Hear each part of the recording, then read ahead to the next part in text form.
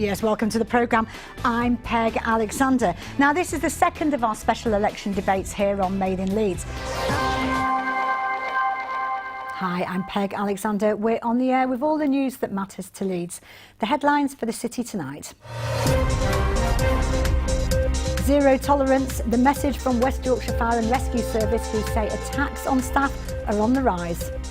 Plus, after a year of uncertainty, Kirkgate Market opens this evening for its very first night market event. And later, full steam ahead, Leeds Model Railway Society prepares to host its landmark annual exhibition.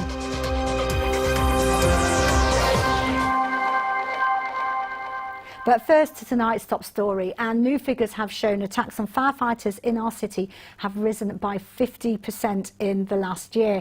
It comes as West Yorkshire Fire and Rescue Service enters its busiest period with a run up to Halloween and Bonfire Night. Yes, welcome back to Decision Made, the result reviewed.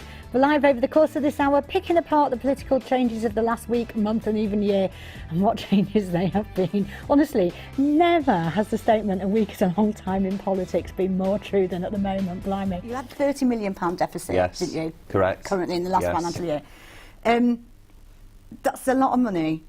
Are you in crisis? I mean, how do you run these hospitals with a £30 million deficit? It's bad for democracy to have the dominance of the two main parties again, or actually is it good for democracy because for the first time for a very long time we actually have an alternative between those two. There is a clear choice between those two. Well, we've got the Labour Party hit squad, I guess we could call it here.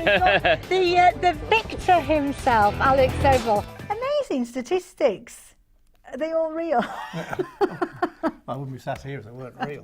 Where are the things about communities and about community development and all those other areas of our life? Have we just lost that now in the overall planning and it's just all about jobs and business? I think that's a really fair challenge. Do you feel, though, that Muslim communities in Leeds are doing enough to try and understand why some young people might be getting caught up with some of the messages that they might be hearing from ISIS and turning to radicalisation? Well, I just want to mention Jo Cox, actually, because I can remember being in the newsroom here last year when you personally had to announce that Jo had died. That must have been unbelievably hard to do that. It was. It's probably one of the most difficult things I've ever had to do in my police career. So as I say, the campaign has been suspended today. It's going to be interesting to see, Mark, what the political fallout from that is going to be, because Jo herself, very involved and did a lot of work on one of the issues specifically that's quite high in the referendum agenda, and that, of course, is immigration. I think, informed by her work in Syria, her work for Oxfam, she took quite a compassionate line, I think. And in fact, in her maiden speech when she was first elected into the House of Commons, she did say this. She said, "Communities are enhanced by immigration. We are far more united and have far more in common than that which divides us." So one of the things I think is going to be interesting is to see whether that spirit of Jo Cox actually kind of informs the tenor of the debate going forward. We only have 7 days left in this referendum campaign. Well, that wasn't the reply I was expecting there. And Bradford has been voted Curry Capital of the Year for the 6th year running.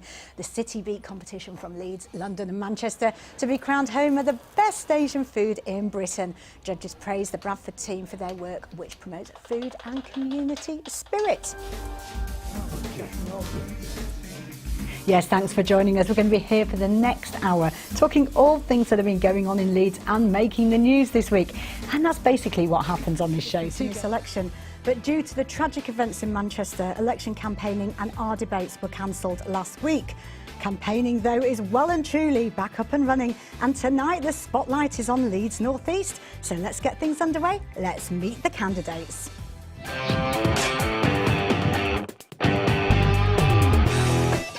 First, we have Anne Forsyth, the Green Party candidate. Anne says the party will ensure an immediate investment in the NHS, take urgent measures to address climate change and invest £7 billion in education.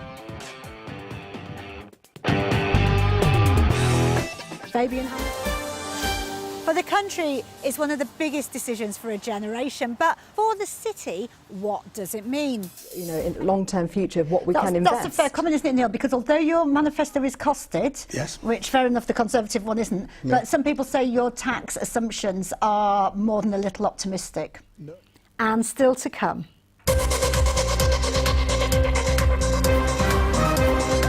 Full steam ahead, we get a sneak preview of the huge modern railway exhibition coming to Leeds over the weekend. And we hear from both Thomas Christiansen and midfielder Ronaldo Vieira as Leeds United get ready for Sheffield United. Thank you, James. That's it from On the Air. Of course, if you want to have your say on anything you've seen tonight or you've got a story to share, you can get in touch on Twitter. We're at Made in Leeds. The weather's on the way for you shortly. But from your Made in Leeds news team, have a great evening. And as always, thanks for watching.